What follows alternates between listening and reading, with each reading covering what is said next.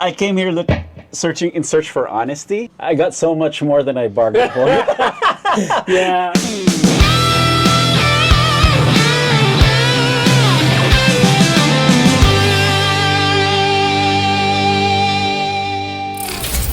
Hi there, Perfecto Castro here, and welcome to my channel. I hope you're having a great day. Okay, I have a very special treat for you guys. I recently visited the Fryette Amps factory and sat down with the wonderful Steve Fryette. I went there seeking clarity on a particular topic, and Steve graciously gave me a big chunk of his time and imparted some wonderful insight and knowledge behind the inner workings of tube amps and cabinets. So instead of editing all the stuff into manageable chunks, I am going to give you guys everything, almost 2 hours worth. So feel free to save this video on your watch later playlist. I will put chapters below to help you navigate between the topics. And of course, I will put all the relevant links to Fryette Amps as well as ways to support me and my work on this channel in the video description. So yeah, don't forget to drop by and use these links. Okay, let's get into it. Here is Steve Fryette.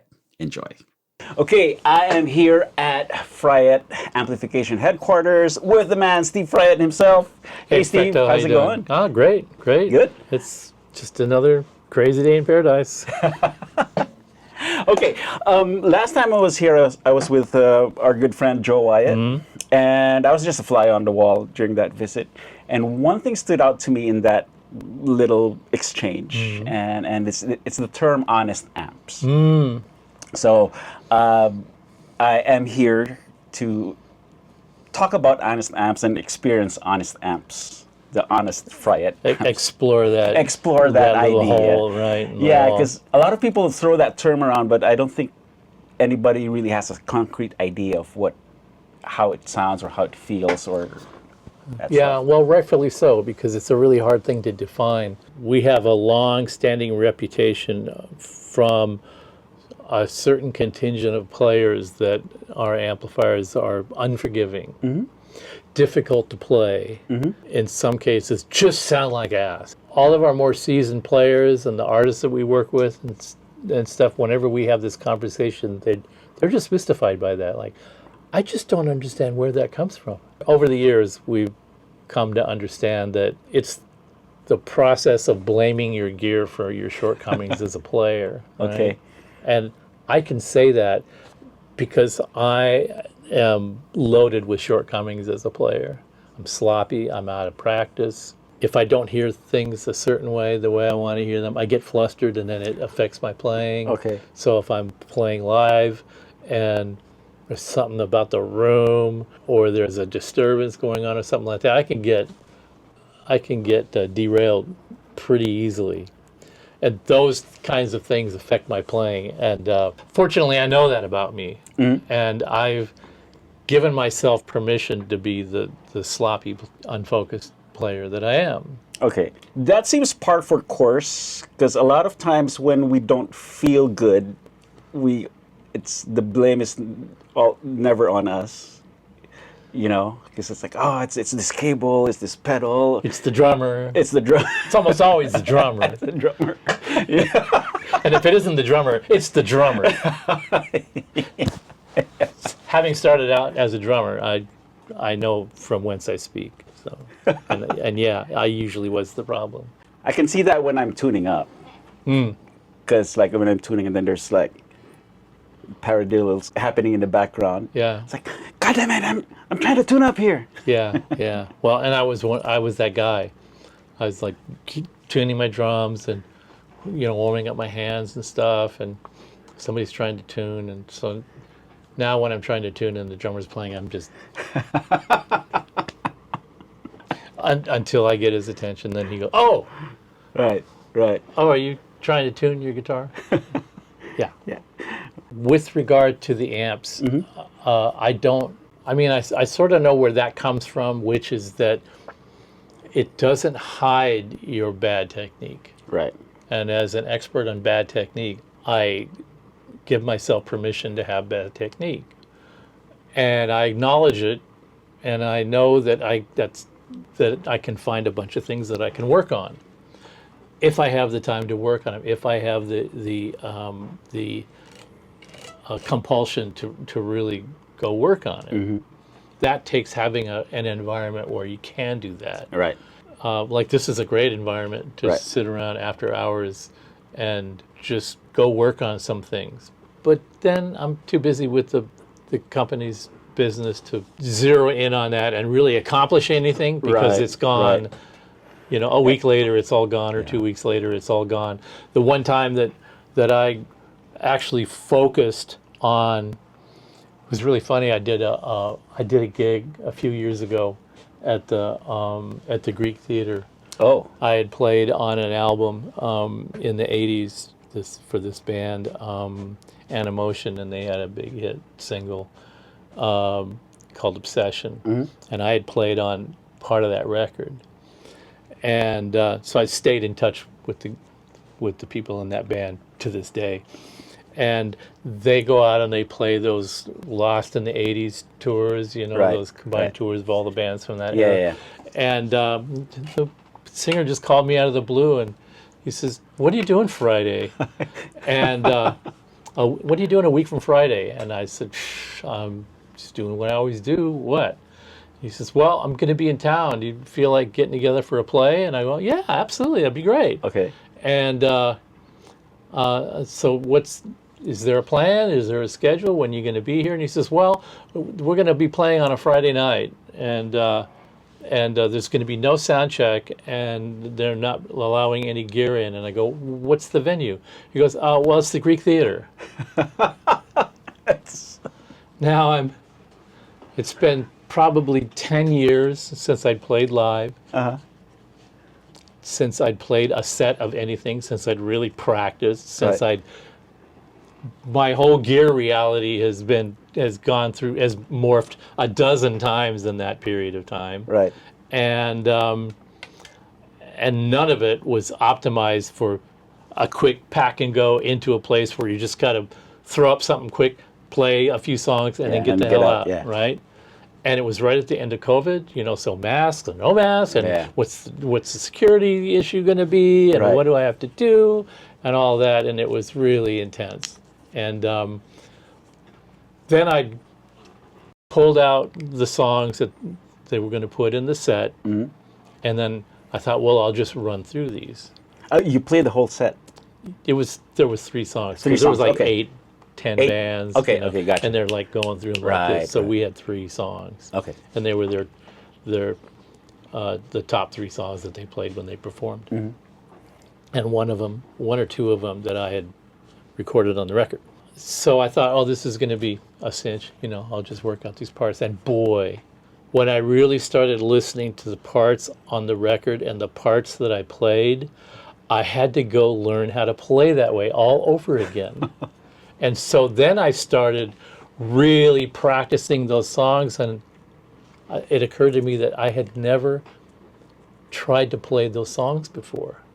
We went in and recorded the songs, and a lot of it was real spontaneous because Right. the songs were just being written. Right, right. You know, I'd throw in ideas and stuff, and then we would sort of take this half-baked arrangement and go in the studio and then hammer it out. Right. Right? And then when it was all done, away I went and Yeah. on to the next project. Yeah, I yeah. toured with another band. I was gone for a couple of months, you know, and then when it came time to release the record, they said, "Okay, we're gonna send you a copy of the contract because we're gonna release the record and we want you to tour with the band." And I said, "Oh, I can't do that."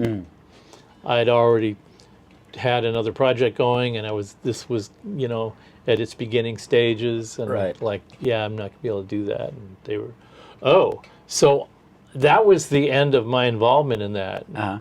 And then, so decades later, I'm going back and revisiting all that, and for the first time, I actually sat down and worked out all the parts, much of which I had just thrown off the top of my head originally, and had to assign some logic and some rhythm to, and some sense of the arrangement. And of course, the arrangement had evolved since the original record for live playing. Right. And all of this kind of stuff. And I just remember getting more and more into it. My wife's going, "You're really practicing a lot. I've never heard you practice so much." And I said, "I don't think that I've practiced this intensely in a real long time. It's for a good venue. It was for a.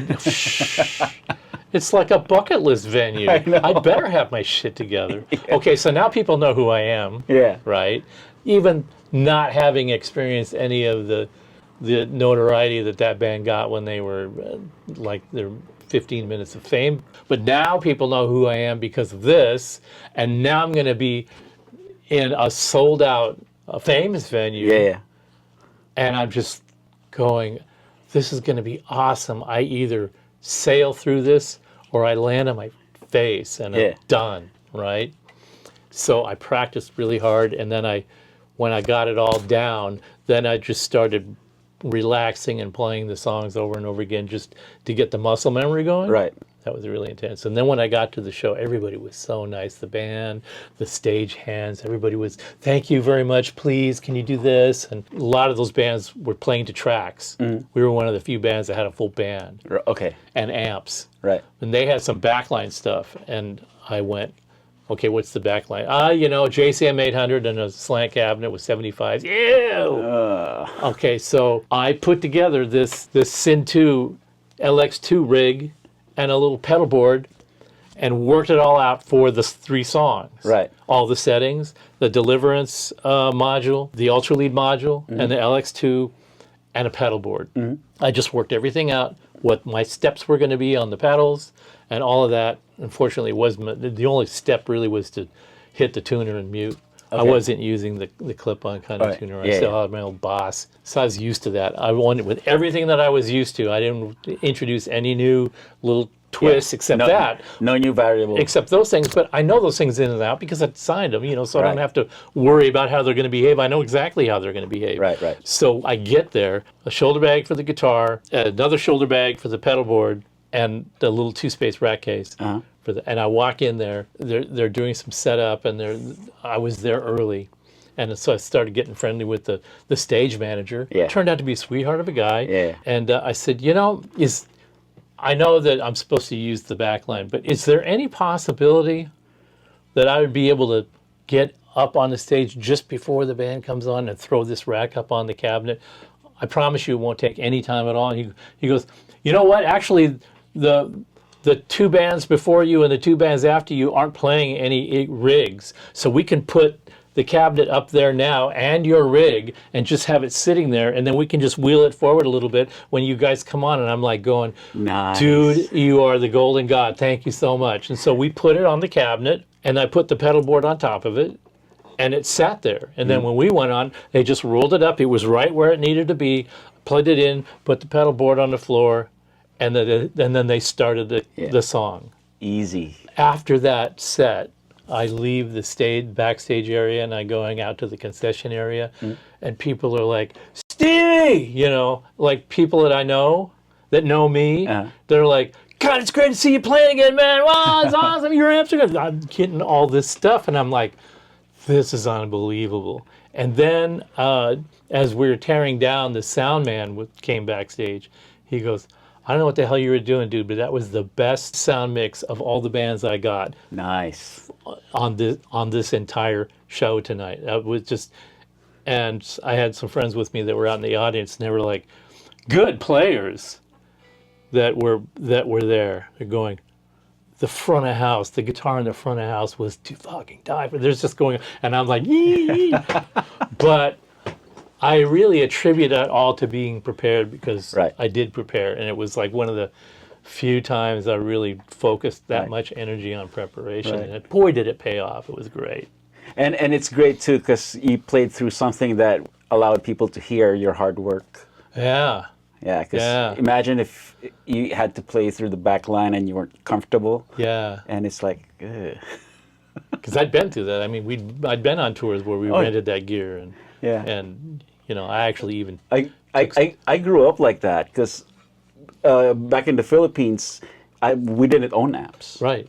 We plugged into every venue had a back line. Right.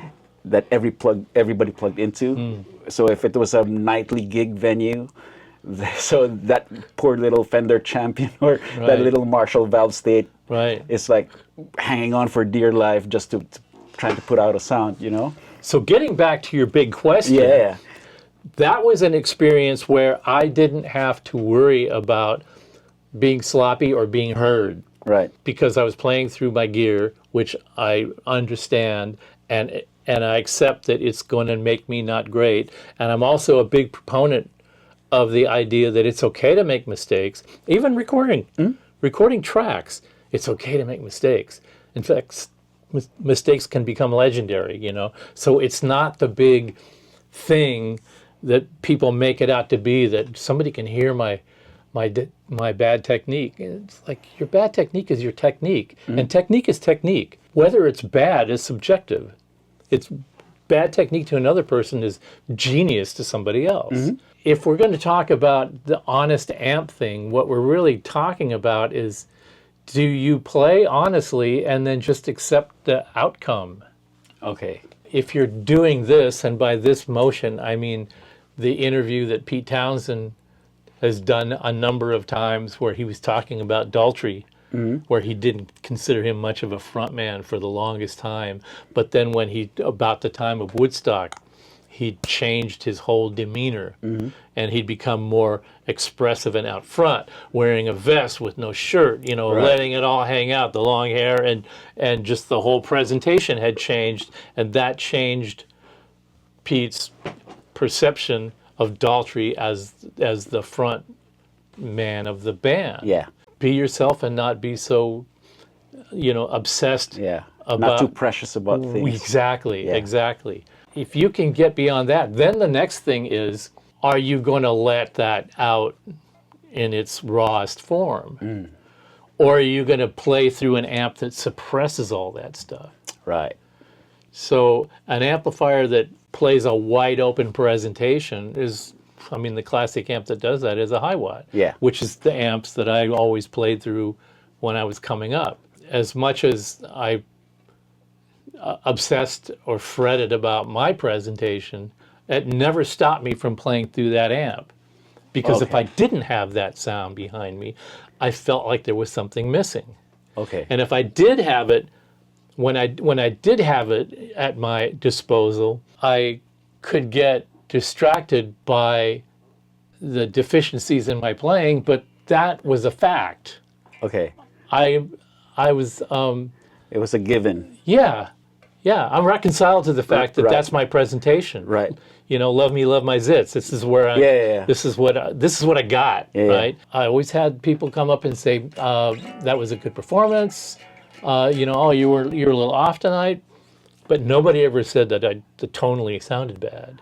I always got this. Yeah, you were a little off tonight, but man, what a great sounding rig. What are you playing through? You know. Yeah. And it almost didn't matter to me at that point. But as amps got more and more evolved, they also got more precious, and more companies started coming out with things that, in the name of innovation, added compression, and, you know, focused the mid-range way more, and to the extent that other parts of the frequency spectrum get lost or mushed or smeared or overbearing, like low end. You know, low end for the sake of low end, not because it's musical. It's just, whoa, you know, it's making the walls move. Right. That's good. Well, it's good sometimes, but in large doses, it's not. Yeah. And you can really get fatigued by that. But I never really cared for all that sort of excess. I always was more about the balance. And nothing is as balanced as these old high watts. And that's what I strove for in our designs. So for every person that said, I don't know, that's difficult to play, or that's, you know, unforgiving or intimidating, my gut reaction is, I get it, been there, done that. You'll either work your way through it or you won't. That's not my problem anymore. I've built the best piece of equipment that I can imagine for a player that's wanting to evolve. So knock yourself out. I find that beautiful too, because you built an amp that will force a player to accept himself. Yeah, and it's not really force. It's just stop forcing yourself not to accept yourself. Right. Or provide an avenue. Yeah. For you to accept yourself. Get yourself out of your way. Yes. So you can appreciate what you can accomplish if you just focus on accomplishing that. As a result, and I've held pretty militantly to that ethos for a really long time, so that now people know that that's what they're going to hear from me if they say those things. And on the other side of the spectrum, we get all the time, I grew as a player as a result of playing these amps. Thank you. You know, we get a lot of that these days, which I appreciate, because I understand that takes a lot for a player to go, you contributed something to my growth as a player. That's awesome. Right. I wasn't even expecting that, and that wasn't even part of the original goal. The original goal was to make something really good that did a variety of things well. That's what it was. It was for me. It's got to be right for me. And if it's right for me, my attitude has always been, whether it's a product design or the sonic sculpture or whatever it is, if it's right for me, and there's, of the millions of guitar players just in this country alone, if 1,000 of them agree with me, those are my 1,000 customers, right? Yeah. So I can count on having 0.001% of the marketplace that appreciates what we do, and that's a pretty significant number when you think about it. Well, I don't think you just have 1,000. I think you have more than that. Well, yeah, that's why I'm saying, you know, like early on, that was kind of a goal. Now it's just like sort of quaint, you know, kind of cute. Oh, really? You thought you were going to sell amplifier to 1,000 people? Well, at one time, I thought that was a pretty formidable goal. It didn't seem like that anymore, but that was a thing at the time to strive for, right? So getting back to the honest amp thing, all of the evolutions and changes in the design of the amplifiers are strictly about function and execution. You know, just refinement. Just getting it a little bit better. Or making it a little bit easier to manage for the player. I mean, when we would do something like the SIG X with literally 20 knobs and 20 switches, right? That was kind of a response to all the myriad of people that would say, this is really cool. Now, if it just had, we played that game for a long time because it was sort of a challenge, and I'm always about the challenge. So, yeah, I can do that, and I can prove that. In the case of the SIG X, it ended up being a really popular selling amplifier. It was like one of the most popular heads we made. Deliverance will do everything that will do with the 1/3 the knobs and 1/8 the switches. But they both do the same thing, which is they have this characteristic where it's all about the possibilities of the player and the instrument. So if you have an amplifier that's coloring the sound too much or masking the sound too much, then it's limiting the possibilities of the player and the instrument. They may like that one little place that they're in when they play that amp, and I'm happy right here. I'm happy creative space that's this big. And some people are happy in a creative space that's this big. And they can do a lot with that, in that what I consider to be more of a limited perspective in terms of space, musical space. But I'm all over the place. My personality is I'm all over the place musically. So it's a much bigger sort of. So you want that range. I want that range. The other thing that a really colored or really limited, sonically limited amplifier is that it makes the instruments tend to sound very similar. So you buy all these guitars, and they all sort of sound, you know, like, why do you have 27 guitars that sound like 3? For example, when you pick up a Telly in a store, kind of the first thing you do is gravitate towards like a chicken picking style or something like that. Your version of country. Or Albert Collins or something. You do your Albert Collins riff, right? The stinging tone. And with the Strat, you know, you're going to do it like a Clapton or Mark Knopfler, or you're gonna surf or blues or Hendrix. Those are things you sort of naturally gravitate to. If those two guitars sound really similar or seem to express themselves very similarly because of the amp, then your instant perception about what you can do with these things narrows as well. So because the amp dictates what you need to play. And so I guess it makes sense then, like, for example, a rectifier amp, which is a very specific thing. It does one thing really well. And it makes sense that the metal crowd really zeroes in on that because it does that one thing. Right. Amazing. And people slice and dice that, you know. Yeah.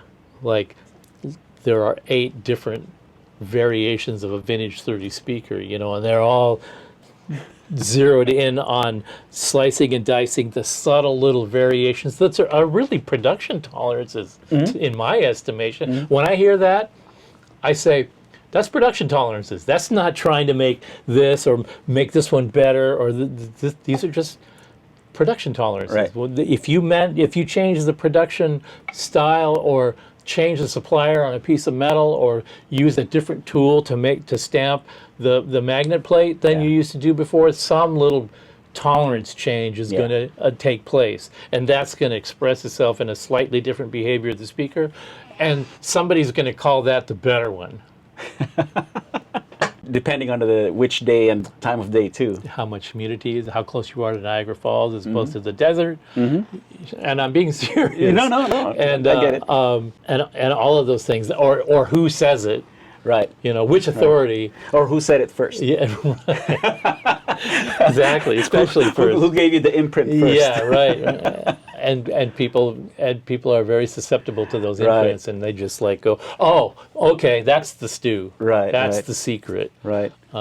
Yeah. Okay, a quarter of the way into this video. Don't forget to give it a thumbs up, like, hit subscribe if you haven't yet, and ring that bell. Let's get back into it. Yeah. Well, let me tell you my first experience with your amps. Back in the 90s, it's still the Pitbull. VHT Pitbull. It was part of a backline. I was at it was an outdoor show. The backline company was known for having high-end stuff. So DW drums, you know, all big amps. And I saw a white half stack, Pitbull half stack. I'm gonna plug into that one. I plugged it in. I was using pedals. I didn't know the amp, right? And I was on the clean channel, and then I managed to lean in just a little bit and hit the G string, and it sang on the clean channel. And that was the first time I've ever experienced anything like that. Is where the guitar and the amps is just so in sync and responsive. I get feedback on the clean channel. From that gig on, like the Pitbull was always in the back of my mind, and VHT and Fryette. Yeah, so this is like, I'm very happy that I get to talk to you. Oh, well, thank today. you. Thank you. Yeah. Feedback is really funny. People associate feedback with gain. Yeah. But I've always associated feedback with the quality of the amplifier and how it interacts with the guitar. Right. You know, string gauge even has a lot to do with that.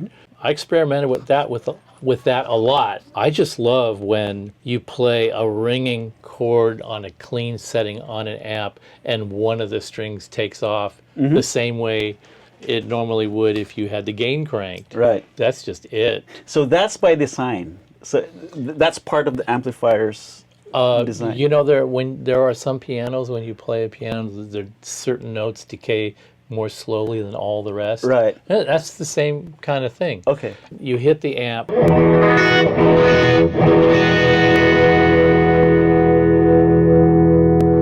So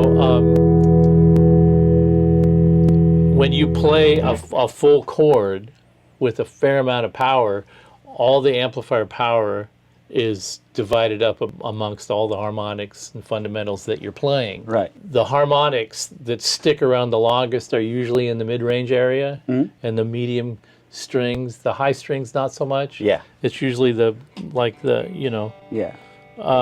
Fourth to second. Yeah. It's usually these that really do the feedback. Although, if it's a particular harmonic and you're on the E string, Right. The E string itself may not, the fundamental may not cause the feedback, but a harmonic of it would. You Right. know? That's where that octave or two octaves above, that's where that comes from. Because once the amplifier has amplified, has focused its power on amplifying the range of harmonics and fundamentals, and the fundamentals fall away and the harmonics are left, then there's more power left to reproduce what's left. Right. And if one string is ringing and just happens to start ringing in sympathy with the resonant point of the speaker and the resonant point of the cabinet, and whatever the room is doing, Yeah. then it'll take off, and it doesn't matter how much gain it is. It'll just go. Yeah. So I make it a real point that the clean sound has to be able to get into that compression territory or that saturation territory. Right. Because that's where you push things just to the onset of where things start to compress, not just so squished Right. that everything just caves in under your hand, right? And also not too uncompressed where it sounds plinky. That's right. Right. That's right. That generally means that you're turning the volume up a little bit. Now we're running through the power station. Right. So in this case, the amplifier is getting pushed up to its just the onset of saturation. Right. And the PS100 is retaining all the clean headroom. Ah. It's doing two things at once, actually, and this is something that a solid-state amp won't do. It's reducing the output volume of the amplifier by the process of the way it works. It's a reamp. Right. So you're cranking the amp, you're getting it up to the point of saturation, but then you're turning the volume down so that it's tolerable. Right. But then the opposite dynamic takes over as the notes decay. It's retaining more headroom than the amp would have on its own, so it can actually accelerate that harmonic, recycling, regeneration. right? Yeah. Regeneration. Right. Unlike a traditional attenuator, in that it's one animal on the attack and it's a different animal on the decay. Yeah. Whereas if that was a solid-state power amp, it would be indistinguishable one way or the other. So the amp has to do all the work, and it could potentially sound plinky because when the signal decays, then the solid-state power amp, it's just reproducing whatever is left. Right. It's not doing this thing where, in the case of the PS100, the power amp decay is slowing down with respect to the decay in the amp. Right. And then the opposite the other way. So there's kind of like a push and a lag. And I think that's what people get so excited about with the power stations, and I don't even think they understand that dynamic yet. Yeah. As it's been into production 10 years now. But still people are discovering things about it. And like, Tim Pierce just did this video where he's just discovered, boosting a champ. Yeah. And I just thought, well, when we first designed it, when I first made the prototype and I plugged it into a little amp, we had a crate solid-state combo that one of our employees had, and I said, hey, could you bring your little crate to work with you tomorrow?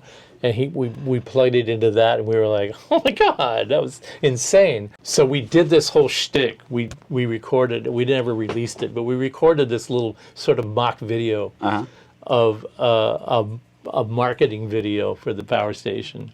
I don't even think it was called the power station yet. And it was me going, okay, so if you're playing a gig and your amp craps out, and the only thing that you have as a backup is your little crate combo, in the trunk, and your girlfriend is sitting at the bar, and what are you going to do? She's enjoying her glass of champagne, so she ignore you while you're out on stage showing off to everybody, and you're going to make her get in the car and go home and get you another piece of gear? Yeah.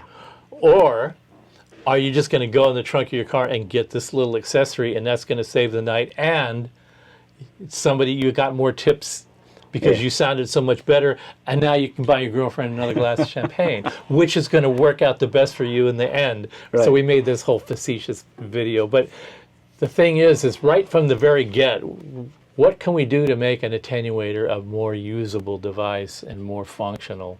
Right after we got it up and running, it became, but there's this whole other side now that only a thing like this could do. A regular attenuator can't. Yeah. And that's when we got really excited, like we really had something. This is going to, I hate to use the phrase game changer because everybody overuses the crap out of it. And so whenever anybody overuses a phrase, I try my damnedest to never say it again. But it really did alter the dynamics of controlling your volume and not sacrificing anything. Actually, it becomes an additive experience. Right. So, and I think that Tim did a really good job of expressing that the other day, where he just went, he kind of described it as, well, it just sounds warmer.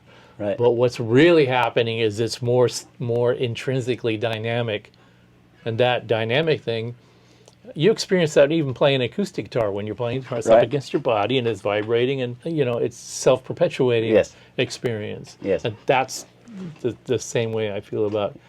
That's why I always use it. Even if I don't need to use it, I use it because I just like that extra little give and take thing that it imparts to any amp. Yeah. The higher wattage gives you that headroom. Well, it's relative to your environment. Yeah. I mean, you can do it with the 50 easily, as long as you're not in a situation where you're pushing the 50 to the max all the time. Right. Which, if you're playing in a band with a big drummer and an SVT bass player, a guy with an 800 watt Class D power amp, Right. the 50s, you're going to get lost pretty quickly. Right. A lot of applications, the PS2 is more than enough for most people, especially in the bedroom environment and the home playing environment. There isn't anything else you really need. So if you're getting the PS100, it's just because you've convinced yourself that because it has different tubes in it, that it must sound different or better one way or the other. Right. But the fact is, it's just the additional features were just added because it was a new model and we wanted to differentiate it from the PS2 number 1 and number 2 because of the type of players that we perceived would be needing the extra 100 watts, the extra power, the extra 50 watts. These are the guys that are used to using 100 watt amps and like this activity, like that spank and that snap on the bottom that only a 100 watt amp can do. Even if you're not playing that loud, when you just you just do this.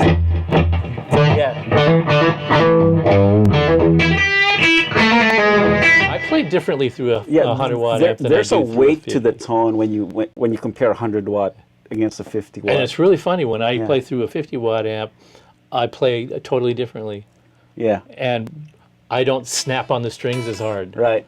When I'm playing through 100, you would think it would be the opposite. I'm trying to get the amp to do more, but I'm doing that because I like to hear that sting come firing out of there, right? On some degree, you're actually hearing what that piece of gear sounds like through the 100 watt because you're not pushing a lower wattage amp to the limit. Right. Right, exactly. Because I have a 2x12 cab with EV12S speakers, and whenever I plug an amp through that cab, it almost feels like I hear the sound, the actual sound of the amp, because I don't have to deal with speaker distortion or speaker breakup, because and just the amp, the sound of the amp shines through. Right. Yeah. Right. So I have.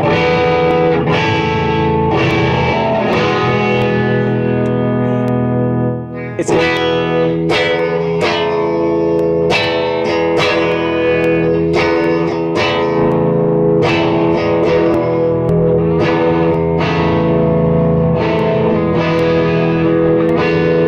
As I'm turning up and driving the amp a little harder, I'm lightening up on my pick attack. Right. So that I retain that chimey thing. Right. We had Lyle Workman over here last week, and we were playing two different amplifiers, and one's the 50 and one's 100, and we were switching back and forth and asking him which one he thinks he's playing through. And at the beginning, he could tell that's the 100, that's the 50. Okay. But then what I did when we were using the amp switcher for that and the PS100. So as we went along, I started turning the volume of the channel that was associated with the 50 watt amp up and the channel that was associated with the 100 watt amp down. Okay. So now we've switched it because the dynamic behavior goes 180 degrees the opposite way. He's playing through the 50, but it's behaving more like the 100 because it's louder. Yeah. And the 100 is behaving more like a 50, so he's hitting the strings harder. And after a while, he's going, wait a minute, what are you doing over there now? What actually are you doing? And I said, well, what does it feel like? He says, I don't know. I thought that I was playing through that amp, and I was kind of playing a certain way, and then I looked down and I was playing, and I heard something switch, but I'm not sure what happened. But now it seems like that's the 100 watt amp, and this is the 50. And I said, so what did you do in response to that? And he goes, well, I don't know. And I said, well, I know because I've been watching you. Okay, what am I doing? I said, you're attacking the strings lighter when you're playing through what you think is the 100-watt amp. Because he was wanting to know, if that's the 50, then how is it so clean now? Right. Well, because I turned the volume up. And he's, well, of the power station. Well, you turned the power station up, so that completely confounds my thinking. When you turn basically what's the master volume up, shouldn't it get dirtier? And he go, and I said, no, because the power amp is staying clean, the power station is staying clean, so it's adding more clean headroom to what you already had. Then why is it cleaning up? And I said, because you don't realize what you're doing, but your fight-flight response is kicking in. Right. You're subconsciously, without even being aware of it, you're lightening up on your pick attack because of what you're hearing. Yeah. And that's making the amp clean up. Ah. And you're attributing that to the volume you're playing at, but it's actually attributed to, so I'm here.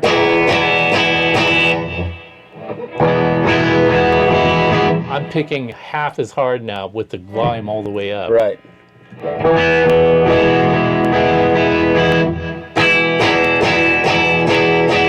The only thing that you hear that's different is the initial snap of the pick on the strings. Right. But if you're only switching, and I'm going from 5 to 10.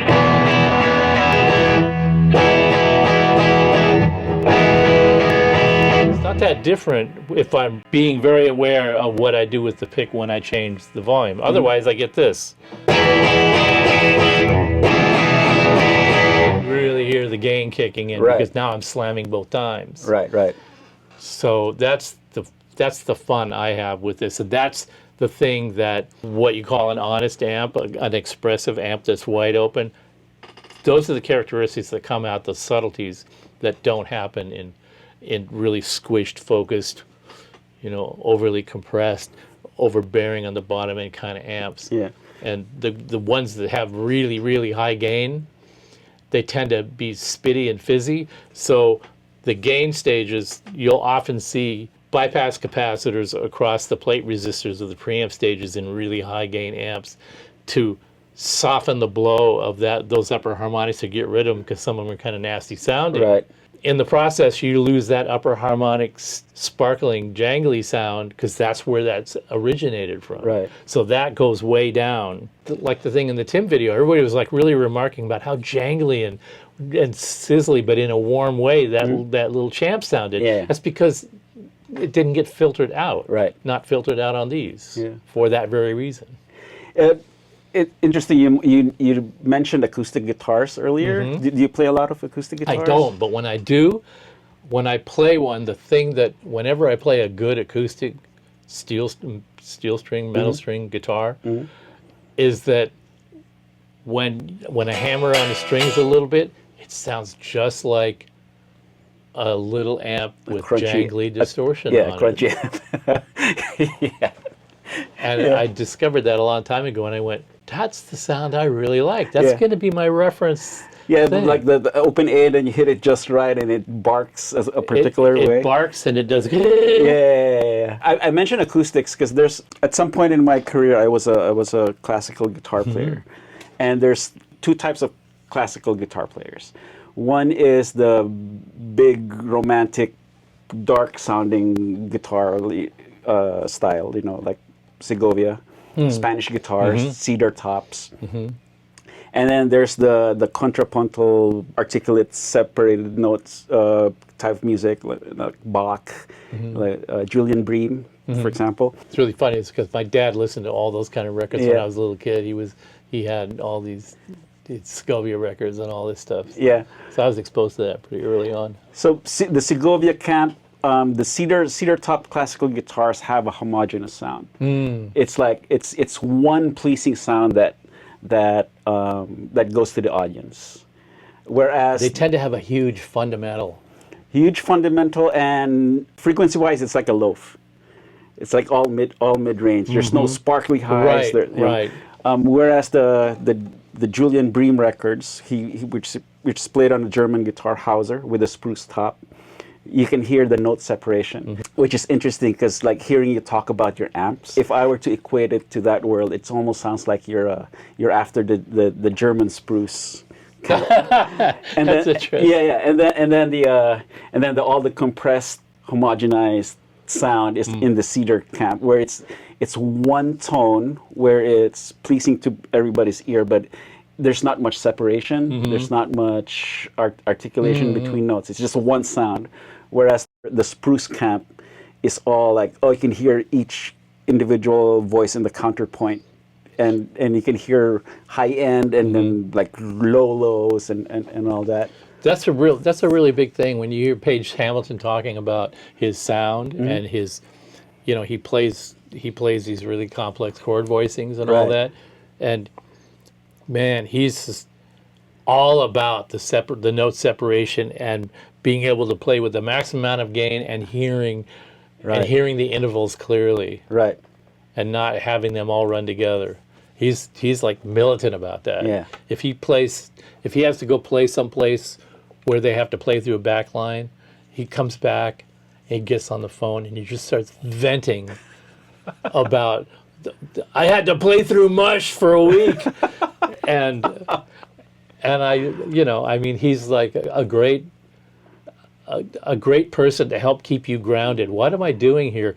You're making this guy's life, you know, his day hinges on whether he's playing through your gear or not. Right. That's a heavy responsibility, but I mean, of course, it's already taken place. It's baked into the design, so Right. don't really have to worry about it.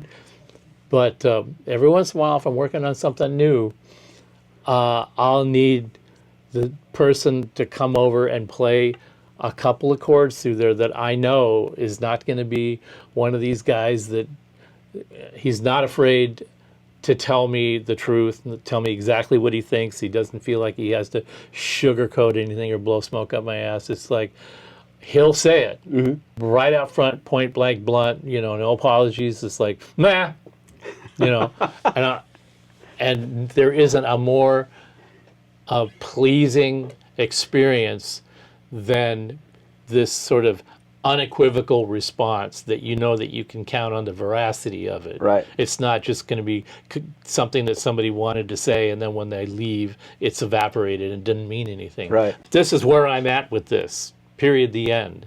Yeah. When he switched to the Fane speakers, he brought his amp over and plugged into the cab, and he's like, I don't know. And what do you think? He says, well, it's just much more saturated and overdriven. And I went, oh, okay. So I turned the gain down. He didn't see me do it.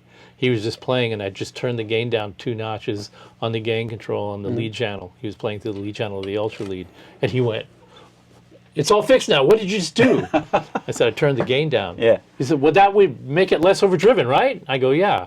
And he goes, so when I'm playing through that speaker, I have to use more gain to make it sound clean, and through this speaker, I have to use less gain to make it sound clean. I said, that appears to be the case. Well, usually when there's less gain, it's cleaner.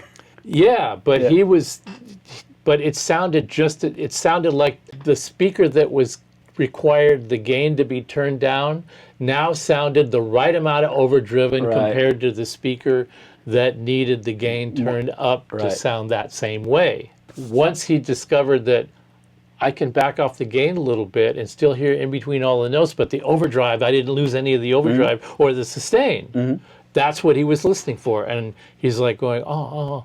And then after a while, he's going, all this other stuff has started to come out now because he wasn't using so much gain. Yeah, So yeah. now he's hearing more of the little subtleties rising to the top Right. with even more separation than before. And then I think it really hit home with it. But, you know, the reason that he discovered that and we were able to arrive at that and it ended up being the workable speaker for him was because I had the temerity to turn down Page Hamilton's gain while he was playing, you know. I mean, that's the thing about an artist relationship is trust, Yes, right? yes. I didn't just do that because I was being presumptuous. Right. I'm used to his sound. I know what he sounds like. I know what he plays like. I'm listening to him going, oh, he just needs less mayonnaise now. Yeah. And a little more, just a tiny bit more pepper. It's kind of like that. Yeah. And it was pretty plain that that's what was going on. So I just, on a hunch, and he goes, "Oh yeah, yeah. Well, what? You know." Yeah. I love It's it when fixed now. I love it when when Lyle does. You did, huh? I had one of the guys when I was playing the other day did that. We were comparing a couple of things, and I was playing, and I said, "Don't change anything, and let me just get used to this setup for a second." And I'm playing it, and all of a sudden I can't play the guitar anymore. I'm falling all over notes. It's difficult. I can't get my pick attack happening the way I want, blah, blah, blah, blah. And I said, "Did you change something?" And he's smiling. And I go, "I told you not to change it. I wanted to get warmed up first." He goes, "You know, I was just with you." And I'm like, "Look, okay, I get it. Don't with me." But it was really astonishing how incompetent my playing became switching to this other device whose name I won't mention, that I went from a musical space to an entirely unmusical space, even though tonal balance wise everything was really similar and at the same volume and all that, but one of them I was playing effortlessly and not having to think about it, and the other one it was this like slogging fighting against it through rocks and sticks and stuff, you know, the obstacles. I just felt like there was all these obstacles in front of me, and they were harmonic obstacles. Everything was in the wrong place. To the point where I wasn't even sure if I was playing in tune or in whatever key that I was in. Yeah, it had a real dramatic effect on my perception. Yeah, that's like taking your vision out, or slogging some ice cream on your windshield. Yeah, it was pretty. I thought that was kind of an extreme reaction on my part, because like I said, I'm not the most articulate, refined player. I manage my way around it to make it sound, to fake people into thinking that I sound better than I am, and usually get away with it. But in this case, it was like, if I had to use that piece of gear in an audience, I'd be cooked. Yeah. I would not be a happy camper. I would not be enjoying life. I would not be focusing on the music. I would not be able to interact with the other players on the stage, because I would be all wrapped up in what the hell's going on in my part of the universe over here. Yeah, at that point, you're just barely trying to stay afloat. Yeah, exactly. Dog paddling. Yeah, treading water. Seriously. Yeah. Okay, midpoint-ish into this video. Let me know what you think in the comment section. I look forward to reading you guys.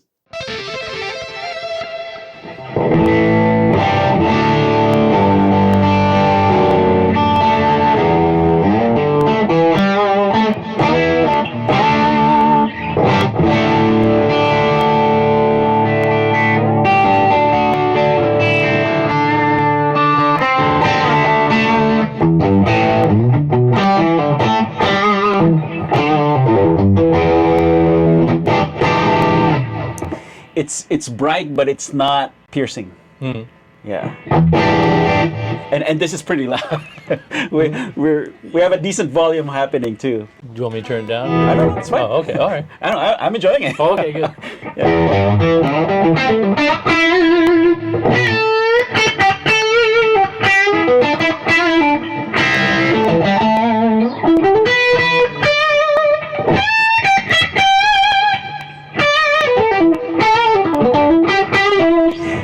It's interesting because when I play an amp like this, it makes me play less notes so that I can enjoy the sound you more. Savor the ones that you were playing more. They're more important to you because they're more expressive. You're not trying to fill the space with looking for something that is going to be expressive. It's right under your fingertips, and you can explore those a little bit more. Yeah, because if you're like, for me personally, if I'm playing with a less than inspiring tone, it's either I play too many notes just to glaze over stuff. That's right. Or I do the Albert Collins. Yeah. Stop and go. so I don't have to subject people to to long amounts of the. You that get your tone. guitar tech to start reeling out the 100-foot guitar chords so you can go shake people's hands while you're playing because you're too drunk to actually play, or you're too and something is getting in the way of you being able to perform. So I'm just going to go do the audience bit, Right. just mask over the whole thing. Now just play that same thing you played, and I want to switch this.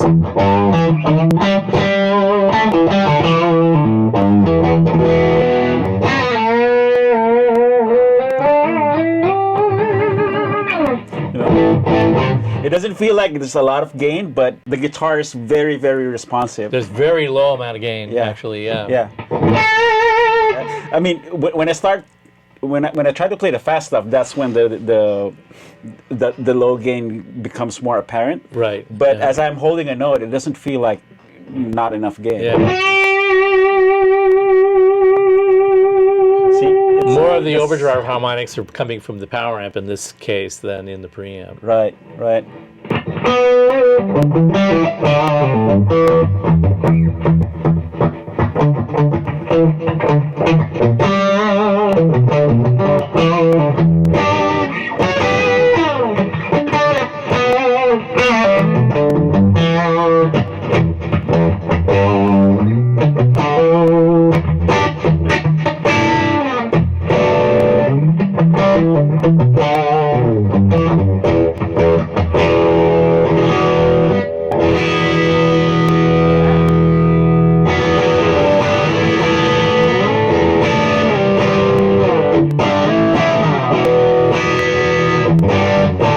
Yeah, it's at this ringing. Yeah.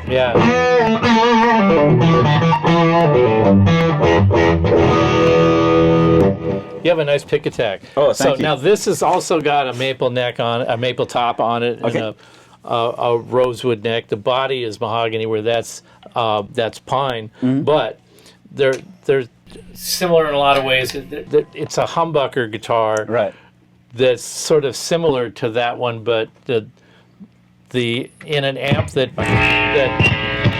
tended to mask the differences in guitars. Right. You might hear these as extremely similar. No, this is like beefier. Yeah. It's like shockingly different, even though it's humbuckers.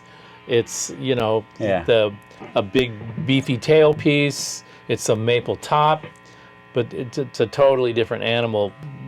An amp that had a lot of its harmonics, pushed back and more saturation pushed to the front. The apparent difference between these two instruments would narrow quite a bit. Right.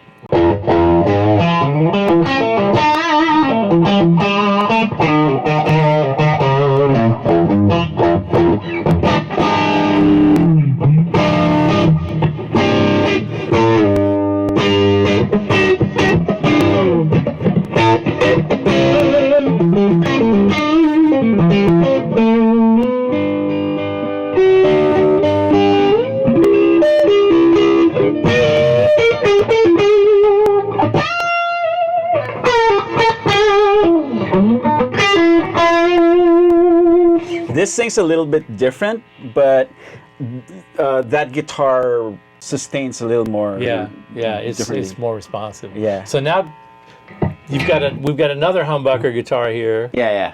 And there's probably, I don't know that there's probably not a huge difference between the humbuckers. I mean, there's going to be some voltage differences, but they're not going to be radical. Right. I'm guessing. Okay, That's not like probably It's a Lawler, slightly hotter than their Imperial, I think. right. Yeah. Well, this is a Lawler Imperial here. Okay, yeah. So a hotter version of that, I think. Right.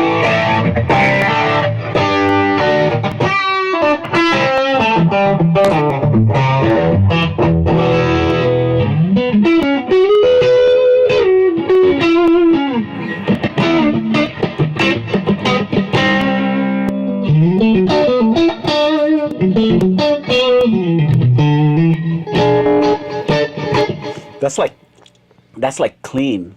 It's not gainy at all. It's It's what I call Fender clean. Yeah. It's a clean with no harmonic distortion in it would Right. just be unbearably precise and like you say, plinky Right. to play through. You Yeah. gotta have This is like comfortable clean. a little bit of that.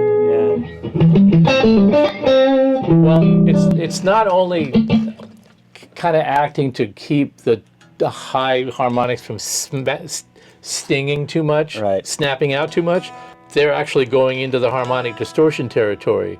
If you don't have a tube amp doing that, a solid state amp won't do that. And I keep going back to the solid state thing because more and more people are asking what's the difference or why this or that. Yeah. But the thing about a tube amplifier is when you're pushing it into these, not overdrive, just like these subtle sonic shift territories. Mm-hmm. The distortion harmonics that are created in that process are actually musical. The brain and your ears perceive those as part of the note, part of the composition of the sound coming out of the instrument. Yeah, I'm getting overdrive and I'm getting bass, but I'm also getting this annoying brittle thing on the top. That's because they're not. A solid state power amp is not additive or subtractive. It's just a utility, kind of a functional utility. It takes the smaller sound and makes it louder, but it doesn't enhance it in any way. Right. Which the people that are extolling the virtues of solid state at Class D or whatever, they're going, well, it's very accurate, it's very transparent. Yeah, well, the transparent narrative is an entirely false narrative. What you're doing is you're trying to put a pretty word on kind of a bad sounding concept, which is we're stripping out what you're familiar with and what you know and expect an amplifier to do as a guitar player that is sensitive to those things and responds positively to those things. When they're not there, they're not there. Right. And saying that it's more transparent didn't impress me as an argument. It sounded to me like an excuse for why it isn't doing what I'm used to and what I expect and what I'm not hearing right now. Sorry. So now play this. Just play this one and do it real quick. Okay.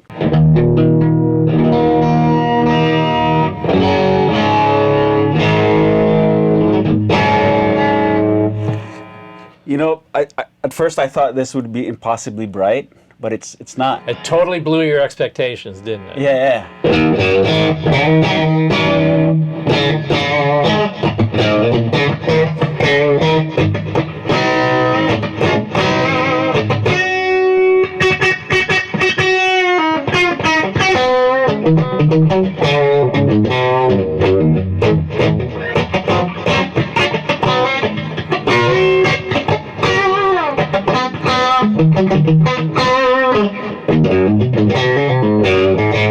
Yeah, I love that. And that's not a hot pickup. That's a 68 stock Tele pickup. Okay, 68. Yeah.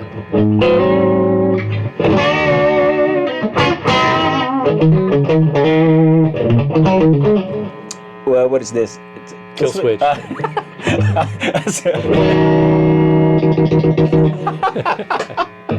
It's the last thing I'd expect on. Yeah, exactly. That's great.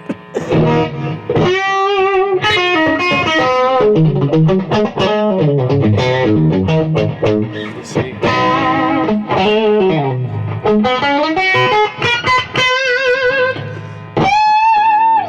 Now what I'm hearing is your pick attack is coming through, your style of pick attack, especially on the low notes, is really coming through. It's nice and snappy.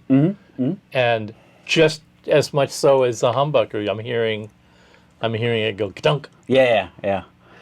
And that's why I brought this one out to compare to other humbucker guitars, because it's the amp that all you need to do is excite it to get it up to that point. Right. It's almost irrelevant what style of guitar it is, as long as it's got enough voltage to light the amp up. That's all you really care about. Right.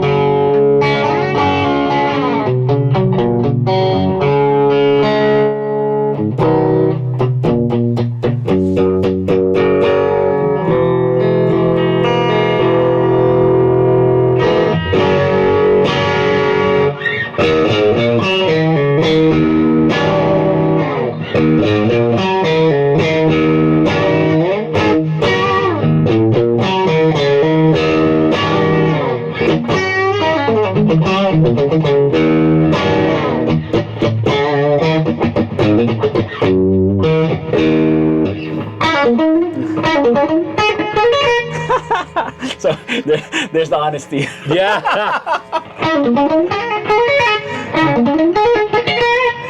So yeah, it let me get away with a couple of things, but wait.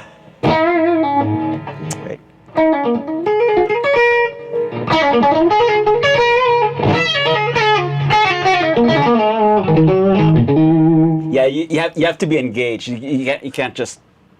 But this is the part I'm hearing from you that I love hearing from people when they say this is helping me become a better player, because you're not shying away from that experience. You're like, oh man, I can't do this.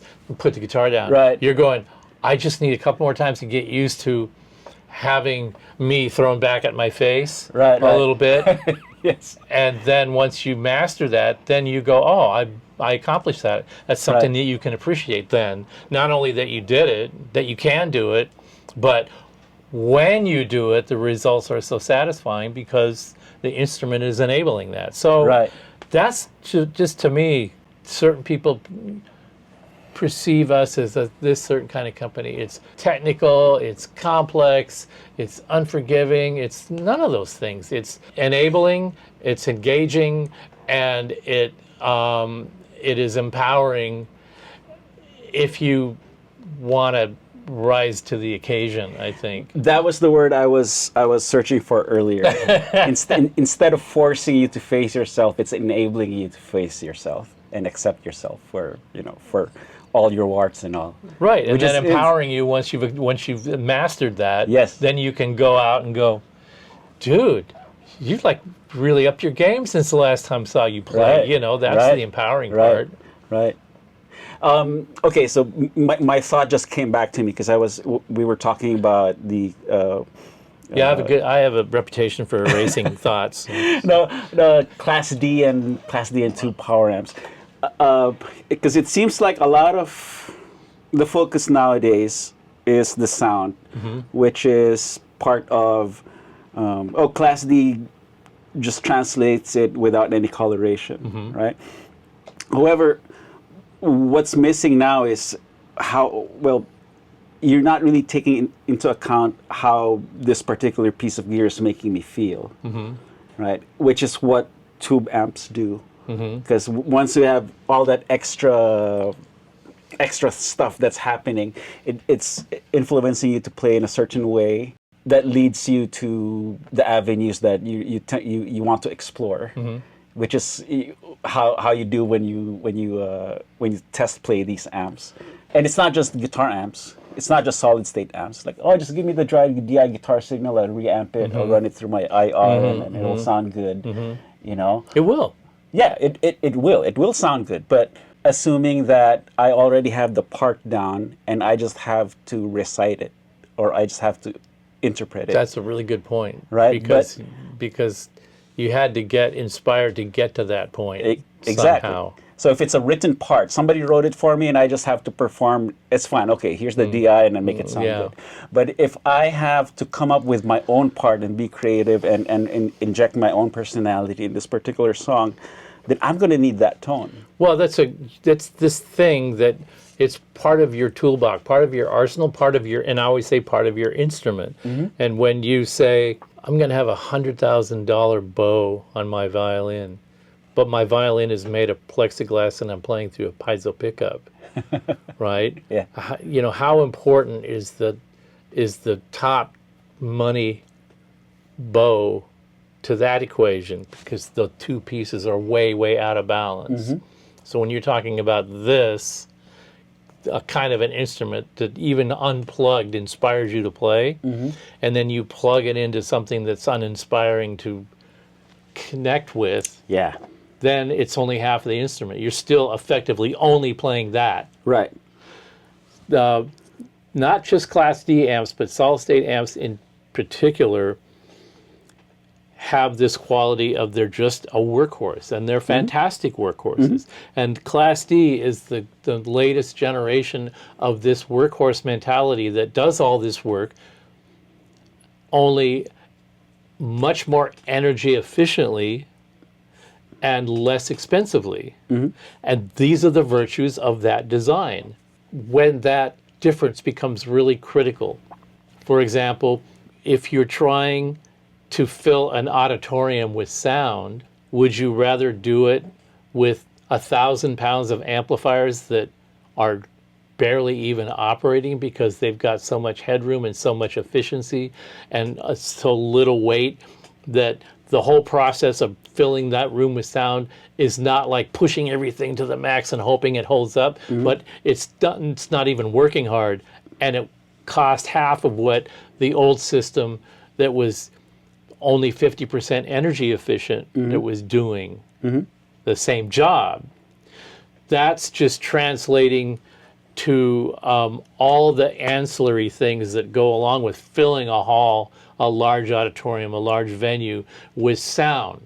You're saving money, you're saving labor, you're saving cost, you're making the setup more efficient, and everything is working within more normal limits, not at extreme limits, which means the drivers last longer, and all these kinds of maintenance, all these kind of things come into play. Insurance, when you have hundreds of pounds of amplifiers that have to hang from the ceiling, you know, the liability is high. All these things go into that, and those technologies answer those problems and solve those problems. So they're wonderful for that. In and of itself, the design of the amplifier in a Class AB transistor amp or a Class D transistor amp, the only difference is how they make a little sine wave turn into a big sine wave. Okay.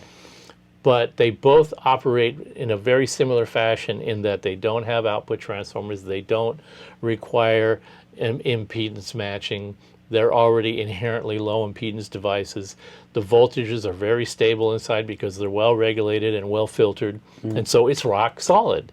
Great for everything except a guitar amp. In our guitar amplifiers, we don't want all that regulation. And we don't want or need that ultra low source impedance. Solid state amplifiers behave completely differently than tube amplifiers, electronically speaking, the way they use power, the way they convert power to sound, and the way they turn a small sine wave into a big sine wave. They generally have a lot more filtering in them to keep them quiet, to keep the distortion level low. These are amplifiers that are designed by engineers whose job is to get that zero distortion straight line response on paper. That's what they're shooting for. I always like to say that if solid state amps came first, then tube amps would be the bad guys. Okay. Because we heard and experienced this phenomena first. Yes. And that informed us about what an amplifier is supposed to do and sound like. Right.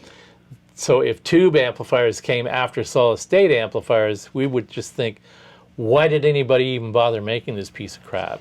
Because it's less efficient, there's more distortion on paper, it takes a lot more effort and money to get a ruler flat line out of them, and on and on and on. But that isn't what happened.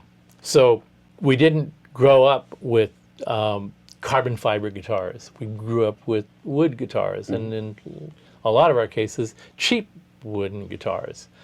And cheap little low-powered amplifiers that broke up really easily. So we were weaned on this stuff, all these little elements that get progressively taken away year after year after year as technology marches on.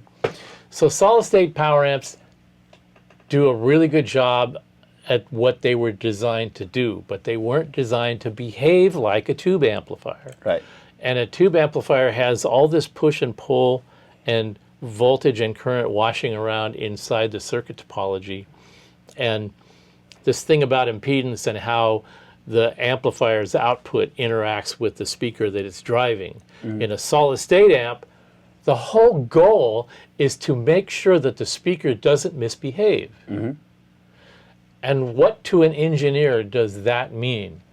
It means flat frequency response, no little peaks and dips and blah, blah, blah. Or if there are going to be peaks and dips, which there are going to be, they're minimized within like a plus or minus 3 dB a little narrow band. Right. We don't want to see like a 5 dB, like 2.2 kilohertz here and 5 kilohertz here and then 7 kilohertz here. You know, Right. that's really off the charts for a solid state amp. The solid state amp is trying to present such a low impedance and high damping factor to the speaker that the speaker can't talk back to the amp. Right. It is job is to do what the voltage and current that's sent to it Yeah. tells it to do. Yeah. Accept what it's sent Right, or given. right, right. Operate this way. Right. Right. Clean, Right. precise, responsive. No overshoot where you hit the speaker and it causes it to vibrate and then it takes a little while to stop vibrating. Right. That's called overshoot. In high frequencies, it shows up as like a little ripple on top of the frequency range. It's basically this electromechanical device has inertia. The cone, the voice coil, all the parts of the speaker that move have inertia at different frequencies. Once you set them in motion, it takes some time to slow down. Yeah.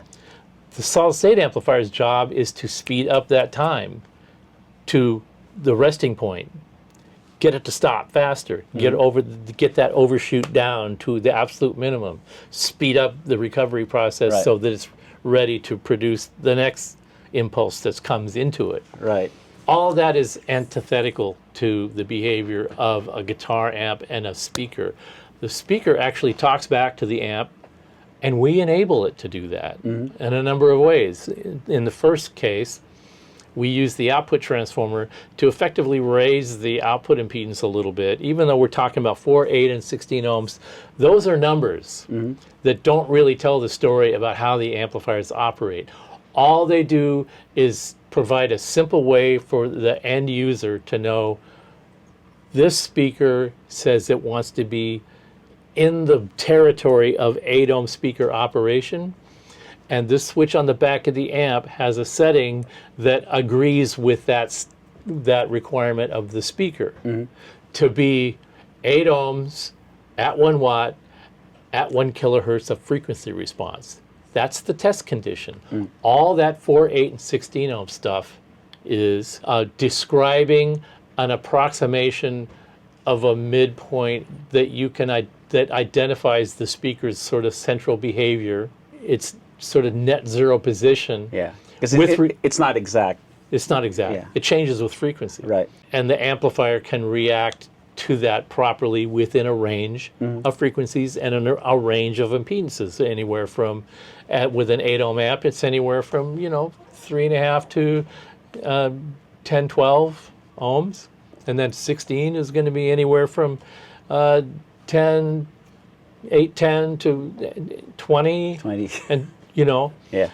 we're just trying to convey tube A, tube B, and tube C. And with a 4 ohm amps and a 4 ohm speaker, we're on lane 1. And with an 8 ohm speaker and an 8 ohm amp, we're down lane 2, and so on and so forth. Right. With the solid state amp, it's presenting such a low impedance to the speaker that the speaker doesn't have any option other than to conform to what the amplifier is driving it to specifically do. Right. In a tube amplifier, we have feedback in the amp. Right. Solid state amps do too, but much more aggressive. Right. We want just enough negative feedback inside the topology to keep it from getting too noisy, creating funny little oscillations under rapidly changing frequency characteristic conditions, long cables, a 412 cab that has one blown speaker in it, all these little sort of things that can happen. Yeah.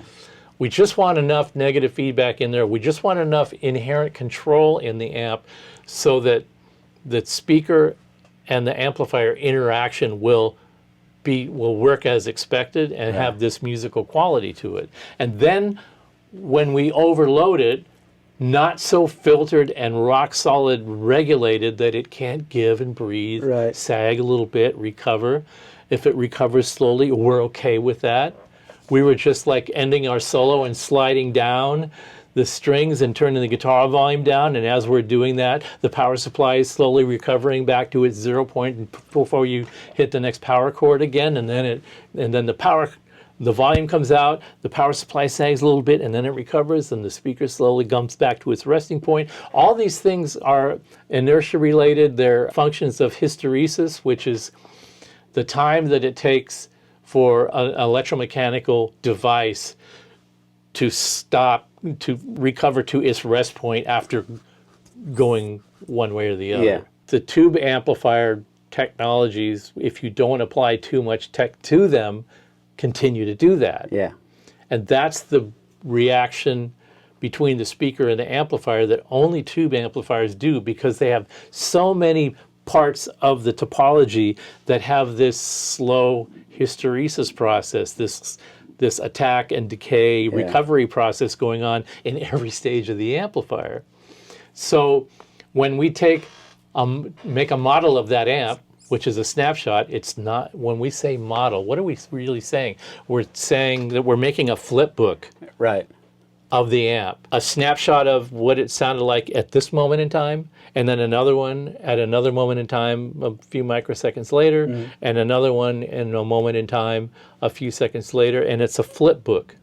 When you flip it fast enough, it looks like it's motion, but it's not motion. It's just a bunch of static images being played back quickly. It's the little cartoon you draw on the bottom part of your notebook and flip it. Right, exactly. So what resolution is just more pages of the flip book. It's not more realistic, it's just more pages of the flip book. Right. And so when you take that, where there is no chance for interaction, because it's a preset thing, you have the sensation that there's interaction, but there isn't really. Right. And that's why when you play it, you feel like it's kind of like, well, I got the job done. You know, it sounded good. I got the job done. I got paid. Right? The three cardinal things that you were focusing on in that particular circumstance. Right. And, but you didn't get the, oh God, that just like made my hair stand up on my arms when I did that. Didn't get that. And when you play it through a solid state power amp, the rest of the equation got erased. Again, you got the little sound sent out to the audience as a big sound. A bunch of guys liked your sound and they lined up drinks on top of your amp or put a bunch of money in a tip jar. Great, you got paid, you accomplished the performance, you made the trip worthwhile to get out of your house, go to the gig, and then come back, you got paid, you had a good time, you hung out with people, and all of that. But exploring musical horizons wasn't one of those experiences. No. So, fine, that's totally fine. But when it comes right down to this whole debate about what it is that we're doing with this gear, and the people that make the modelers and the Class D power amps, when they come at me with a word like transparency, I just feel like there is no more to even need to talk about this, because the debate is over, pal. Because you don't even know what you're saying when you say the word transparency. Because if I have a conversation like that with somebody and they say, well, you know, what's really good about it is the transparency. Okay, define transparency. Well, you know, it's like, so when you can hear everything, I can hear everything that I want to hear. And I don't need anything that claims to be more transparent. What more am I going to hear that I'm not already hearing? That transparent. What's that transparency going to do for me? Let's put it that way. I'm not going to say exactly how old I am, but I'm getting up there, and my ears are showing it, you know. I can barely hear 13 kilohertz or above, you know, around there. And most people are surprised that I can even hear that well, considering how much I've been immersed in the loudness, what I call the loudness, my whole life. But transparency isn't going to fix that. It's going to aggravate it. It's going to make me mad, because it's going to make me work harder to get to the thing that I'm really trying to get to, which is the thing that I already know I should be experiencing, and I'm not. So the only thing, what did I get out of that? I didn't get transparency. So throw away the transparency word. I got I got something on my back that was less weight to carry. Okay. I paid 40% less for that amplifier than I would for the one that would hurt my back to carry. But for the experience I got playing it, I'll take the back pain, thank you very much. And the efficiency, the electrical efficiency that it provides, okay, that's a good point, you know. I mean, I drive a hybrid vehicle. I put in a new air conditioning system in my house that's more efficient, you know, more energy efficient. Yeah. Appliances, at every opportunity, ceiling window, every opportunity I get, I'll go for energy efficiency. I support energy efficiency, but at the end of the day, guitar amplifiers are kind of the same way that the diesel tractor on the highway is exempt. You need those things. You need to get goods shipped across the country, and 18-wheelers aren't electric yet. Yeah. And if they were electric, the electric grid would be straining trying to keep up with those big machines that are going to be hauling all that. You know, there's all this. The tube amplifier is part of the instrument, and it will always be that way. Yeah. As long as there's a tube amp and an electric guitar, those will be an instrument. Yeah. And we always like to say that tube amps, people keep predicting the death of tubes and all that. And what we always like to say is the day the cars fly, tube amplifiers will become obsolete. And the reason we say that is because cars still have motors, and they still have four wheels, and they still roll on highways, and there's still this long way to go before all of that dynamically changes into something completely transformative. Right. And when we're in an age where there's that kind of transformation going on, tube amplifiers will be over with, because that transformation can be who knows what. But we always sort of compare ourselves to the auto industry, because certain things are constants. Performance, comfort, handling, reliability, looks, you know. When none of that stuff is important to anybody anymore, tube amplifiers and electric guitars might not be important to anybody either.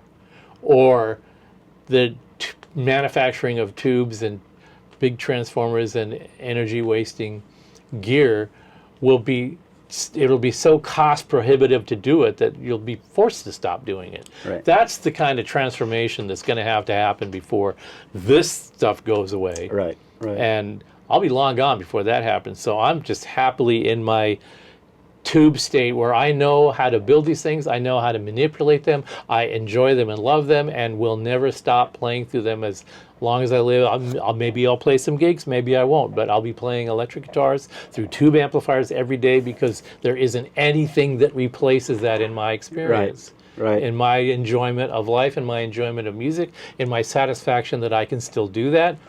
There isn't any reason for me to go, yeah, but I can save 2 pounds or 3 pounds.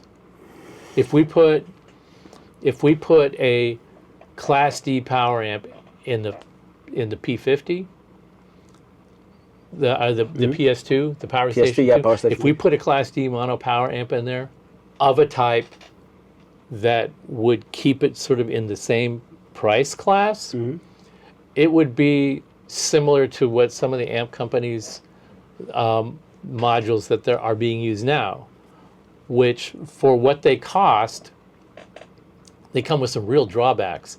One of them is, like all solid-state amplifiers, which exhibit a very low impedance, as you raise the load impedance, which means make the load less of a load, as you go up from 4 to 16, the number increases, the load decreases. Right. The amount of energy that the amplifier will send to the speaker will reduce.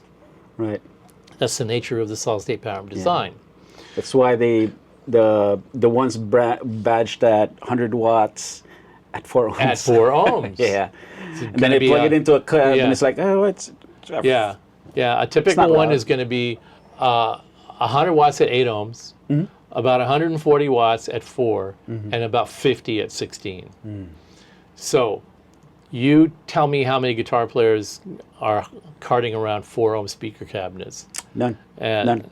except for a 410 Bassman, which is a 2 ohm load, Well- but then a solid state amplifier, most of them have a minimum 4 ohm load impedance. They could go to 2, but if they went to 2, they would be much bigger and much more expensive. So this implied bullet point of it's 100 watts or it's 200 watts. You see this all the time. Hey, this is a stereo power amp in this product. It's 200 watts aside. Yeah, under 3 conditions that I will never get to take advantage of. Number 1, it's 4 ohms. Number 2, I'm going to do it for more than a half an hour. And number 3, who gives a rat's ass about 0.001% distortion? A typical tube power amp, just the tube power amp part, not talking about how much distortion is in the preamp, but just the power amp part is usually minimum 1, typically 3 to 5% distortion. Are we running around going, this thing is so harsh and brittle and blah, blah, blah, because of all that distortion? No. Nobody's. Who says that? No one. No one. Right. No one. So what is being sold is this. If they say it's 200 watts, look at the spec sheet. It's 200 watts at the setting, at the operational point that you don't use. Yeah, it's tiny little letters. Secondly, it's very cool and efficient as long as you're not running it anywhere near 4 ohms, because that's the place where it's putting out the most power. It's also generating the most heat and most likely to trigger the thermal overload switch inside the unit. So if you look at the detailed specs in an amplifier like that, you find out that it will do those things, but the thermal shutdown will kick in before you've made it halfway through the first set. And then you have to wait for it to cool off. Yeah. Or you have to run it at a higher impedance like 8. Then you'll get 2 sets out of it before it's too hot and shuts down. Right. But it also at 40% less power. And if you run it at 16 ohms, now it's not only is it 50 watts, but a hard 50 watts. You've reached this 50 watt threshold, Right. and 2 things are happening. It hits the clipping point, it's nasty clipping, and there's a limiter in the circuit that prevents it from getting any nastier, because then it'll really get ugly. Yeah. So when it hits clipping, there's also usually limiting built in, a limiter circuit, so that when it hits that threshold, it won't allow you to go past that threshold. And it's a good thing it does, because if you tried to go past that, it would really be hairy and bad sounding. And the final thing about Class D is a lot like the modeling flip book. Yeah. The Class D power amp the D does not mean digital, by the way. It's just the next letter that they grabbed. A, B, A, Yeah. B. Yeah, Is D. there a C? There is a C. It's usually an industrial Okay. scientific application. Okay. So that, So what happens in a Class D amp is it puts in a little sine wave and a big sine wave comes out. However, the sine wave that comes out is not an analog, is not analogous. It's not an analog of the signal that went in. Notice I emphasize the word analog, Yeah. because people think of audio as analog, true audio as analog. Well, a Class D power amp has a when a sine wave goes in and a big sine wave comes out, the sine wave that goes in is a continuous thing. The sine wave that comes out is a construction of a bunch of very closely spaced instantaneous square waves. They're very, very small, like in the hundreds of kilohertz to as much as a megahertz of durations of square waves. If you expanded on them, it would be a big square wave, which is what comes out of a fuzz phase. yeah, zoom in, it's like almost like pixelated. Yeah. Yeah. It's a square wave. It's like this. yeah. It's in no way round. Right. But it happens in a nanosecond. Each pulse happens in a nanosecond or microseconds or whatever. So the sine wave is actually a construction of square wave after square wave after square wave after square wave after square wave. And that's the process of breaking down the signal at the input and recreating it as square waves at a very high frequency. And then what you have to do is you have to get rid of that high frequency. You can't have that frequency come out the output, which is the switching frequency, which is whatever, 300 kilohertz, 500 kilohertz, a megahertz, whatever the switching frequency is, and all the harmonics below it. Because when we talk about high frequencies, oh, well, it's 100, you know, any engineer will tell you it's 100 kilohertz. It's way beyond the threshold of hearing. We can only hear up to 20 kilohertz. So 100 is way out there. Well, remember we were talking about harmonic distortion in a tube amplifier? Right. The harmonics are the octaves and multiples of octaves above the fundamental. Yes. So in tube amplifiers, there are harmonics too. They occur at different intervals that the brain perceives as musical intervals. Okay. In solid-state amplifiers, the same thing occurs at intervals that the human ear and the brain perceives as unmusical sounding harmonics. So those things are not only present, but they're in abundance in a Class D amp. Right. So the work, a Class D amp isn't just taking a small sine wave and making it big. It's taking a small sine wave, chopping it up into little square wave bits, running it through transistors that don't partly turn on and partly turn off like tubes do, or like solid state amps that are Class AB do the same thing, gradually turn on, gradually turn off. That's where the energy is lost. The tube or a transistor in a Class AB amp is never all the way off. It's usually about halfway on.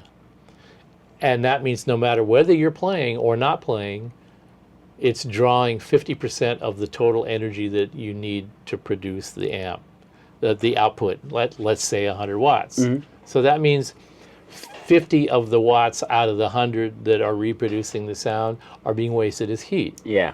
That's the efficiency of these amplifiers. Solid state Class AB amps and tube Class AB amps are about 50% efficient because half of the energy is wasted and the tube's just waiting to do their job. Right. The transistors is waiting to do their jobs. In a Class D power amp, the transistors turn entirely off and then instantaneously turn entirely on.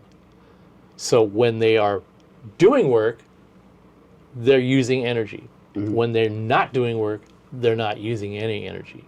And therefore, somewhere between 70 and 100% of the 70 and 80, 70 and 90% of the energy that is used by these transistors is turned into audio. So there's less waste. So you make it smaller, it can use transistors that run cooler. That's where all the efficiency comes from. Yeah. Cooler, lighter, more efficient, great. But at the end of all that, you have to filter out all of those ugly harmonics and all of the sound of those square waves switching on and off at this incredible speed. That all has to be filtered out. Great, you filter it out, I can't hear it, fine. Well, if you apply aggressive enough filtering, I don't know, have you ever been in a recording studio or in any environment where you could have hooked up your gear and had it be out of phase, like two cabinets be out of phase or two amps be out of phase? Yeah. If you've ever experienced that, you probably get a headache listening to it after a while. It's similar to me putting on noise canceling headphones. Same thing. Yeah. It's like a vacuum in your head, in the middle of your head. It's almost like a low level hangover. Yeah, exactly. That's called phase shift. Okay. So when something Not the pedal kind. Well, yes, exactly the pedal kind. Exactly, pedal kind. A phase shifter pedal is taking a dry signal and clocking a constantly shifting Right. A copy of the copy signal. of that Yeah. and then combining them together. Right. So at whatever speed you're at, half the time the signals are in phase and half the time they're out of phase. Right. So there's boost and attenuation going on while that's all happening. Right. If you have a cabinet A that's in phase with the amp and cabinet B that's out of phase with the amp, you get that same sensation as noise canceling headphones. They're beating against both sides of your head. Yeah. And your brain is trying to decipher which one is the one I'm supposed to be interpreting and turning into information that we can, as humans, can understand what we're hearing. Right. Here's the problem with all the filtering that has to happen on the end of a Class D amp to get rid of all those unnecessary, unwanted, undesirable frequencies. Filters don't just roll off frequencies. They do roll off frequencies, but that's not all they do. Whatever frequencies they're rolling off, as they're reducing them, they're actually changing phase while that's going on. So it cancels out. The signal that you're supposed to be listening to is also getting mixed with upper harmonics that you don't hear, but now are out of phase with the harmonics that you also can't hear. So what you're actually hearing, you're not hearing. Right. But your brain can pick it up. Yeah. Through your teeth, through the air. Yeah, the effect is... The effect, you can actually be negatively impacted. And this is not voodoo. This is not pot science. This is a reality. The frequencies that you can't hear, if there's a copy of one beating against an out-of-phase copy of one, your brain is still trying to parse those and figure out either how to combine them or how to eliminate one of them so that only the dominant one or the good one, as your brain decides, is the one to pay attention to, and how do we dispose of the other one? That causes strain in your, basically, muscular strain. It strains your brain. That's what causes the headache. It's trying to eliminate distortion, unpleasant distortion. The brain never seems to have much trouble dealing with tube amplifier distortion. Why? Because it doesn't perceive it as the enemy. It doesn't. Your brain doesn't interpret those kinds of things as something that's bad and needs to be eliminated. It's only the stuff that's painful, that doesn't fit the harmonic spectrum properly. It tries to dispose of that stuff. So it's a self-protection mechanism. So the filtering process generates a lot of inaudible phase shift but your brain can detect. And it is headache inducing and it's nasty. So that's just part of that game. And then the final thing about most products that use Class D power amps is they tend to use the less expensive version of that topology, wherein the negative of the speaker output is not at ground potential. It's floating. Think of it as a stereo solid-state power amplifier that when you want to run it bridge mono, you run the negative side of the speaker on one positive terminal and the negative side and the positive side of the speaker on the other positive terminal. So the speaker is driven between the two positives. You don't use the ground.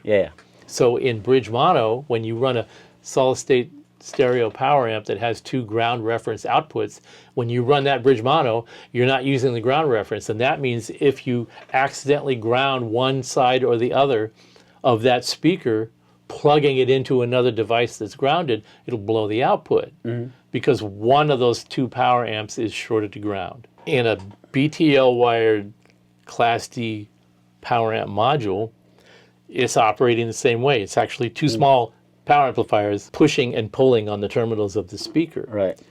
And that means none of them can be ground referenced. So now we're talking about applying this technology to situations where we want to access, compare, switch, change, build these complex rigs where we're switching stuff on and off, mixing things together. If everything is ground referenced except this one particular amplifier, you have to custom build or specially modify the system so that when that amplifier is being accessed, the speaker output has to no longer be referenced to ground. And the other thing about products like that is, you know that the power station, when you hit the bypass switch, it's completely out of the circuit. So it's just your amp going into the amp in jack, the speaker out jack, going to your cabinet. It just went through a bypass relay. It didn't go anywhere else. Right. But still, the power station input is referenced to ground. An attenuation device, for example, that has a Class D power amp into it, you can't bypass it. And that's why when you look at devices like that, you go, where's the bypass switch? Oh, it doesn't have one. I wonder why. Because you can't. You can't. You could, if you use the kind of module that does not use the BTL format to put out the power, and they do make them. Only trouble is, gee whiz, they cost 4 times as much money as the BTL enabled version, right? Because it uses more parts. It's more expensive to build. It's, you know, it's a more complex design process. It's bigger. It uses more energy. Yeah. It just costs more. So if you're trying to get what most amplifier manufacturers are doing, trying to get something into a price point, they're going to default to the BTL version of the module because of the cost. Right. You can put 2 of those topologies on one module and make a stereo power amp out of it. Nice and convenient, nice affordable price, works. You can put it in the product, and as long as you use it within these really narrow parameters, sure. Yeah. Does it sound as good as a 2 power amp? No, but it at least it's sort of an alternative if that floated your boat. But all the other interactivity with other gear goes out the window because of that. I got so much more than I bargained for. Yeah. No, because that's the curse of visiting the Fryette factory. It's great. I love it. Because the thing is, I came here in search for honesty. Well, and I got it in spades. Yeah. But also, like, this time, spending this time with you, you just explained why a tube amp is an organic living thing. Right. Right? And that the amp and the speaker is a symbiotic relationship as opposed to slave and master. Right. Right? Absolutely. And the other thing too is you mentioned earlier that if solid state came first, tube amp would be the enemy. In my case, that's not debatable, right? Well, no, it's certainly not true because I started out on solid state amps, right? And then when I experienced my first tube amp, it's like, oh, this is what I've been missing all my life. So in that case, tube amp was the savior.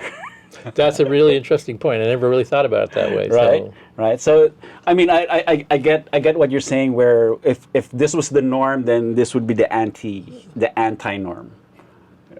If the second thing that would arrive would be the anti-norm. The next generation would be perceived entirely differently. Right. But then we perceive it now. In my case, tube amp was still the savior. Yeah. As far as the guitar goes.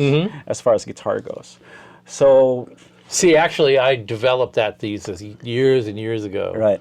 So this was before modeling and all this. So you're right. I mean, you make a really excellent point in that mindset that I had created about that existed before the onset of modeling technology and people's accessibility to that. Right. And for all the reasons that you stated why you would end up starting there first, because it's more affordable, it's more accessible, and you had no idea that there was a difference until all of a sudden you discovered there was. So that's an evolution. Yeah, exactly. A reverse evolution. Reverse evolution. An evolution, nonetheless. Yeah, it's interesting, and probably the biggest thing I take away from all of this is that we're going towards the direction of efficiency, of and energy saving, convenience. At the expense of our soul, an organic experience. Yeah, the organic, which is interestingly enough is something that a lot of people are craving, right? Because like in this age of like scrolling through social media and all that, they're looking for the real clips, which is why I've been getting a lot of comments on my videos like, I just want to hear the amp. I don't want to hear it through your studio. I just want to hear it in the room. Whereas several years ago, that would have been, why didn't you record it properly? This sounds like, but I think it's the it's a way for people to search for a connection between between themselves and what they're watching without as much fluff. Well, actually, it's ironic because you're searching for a human connection through a little. I was waiting for you to come to that. No, no, exactly. I recognize the. I recognize the irony, but it's like, it gets stuck you in the face when you. But on the other hand, and I was thinking about that as you were saying it. On the other hand, so what is it that we, when we're watching something on a video, but we feel like we're making a connection to somebody that's playing, making a connection, and there's something visual in the perception that you can go. There's the body language that arises from that, and I think people don't even notice.